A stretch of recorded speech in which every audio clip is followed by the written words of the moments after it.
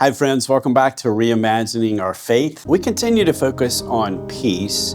Let's hear again our verse of peace from Isaiah chapter 2, verse 4. It says, God will judge between the nations and will settle disputes for many peoples. They will beat their swords into plowshares and their spears into pruning hooks. Nation will not take up sword against nation, nor will they train for war anymore. Let's face it.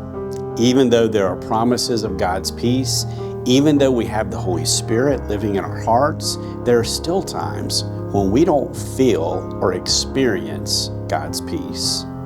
And sometimes when we don't experience that peace, it's because we tend to focus on everything else that's going on in our lives, and we forget who God is. We forget God's sovereignty. We forget God's authority. We forget who we serve and who is really in control. And when this happens, peace most certainly disappears in our lives.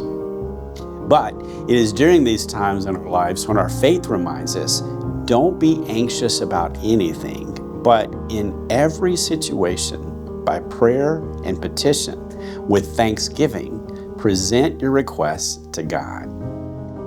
This is how we get to the place of peace. When our situation leads us to anxiety, that same situation can lead us to prayer. Whatever the source of our anxiety or our worry is, we place that situation, we place those concerns in God's hands. This means we trust God to bring us through that situation and to bring about reconciliation and resolution. In other words, God's peace comes when we make an exchange. It is saying to God, I'm giving to you, God, all of my anxieties and my worries. And when we do that, in exchange, God says, I will give you my peace. So by removing the worry and concerns that are crowding our hearts and lives and giving them to God, we make room in our lives for God's peace. See, the peace of God is an incredible gift. God's peace transcends everything that comes into our lives.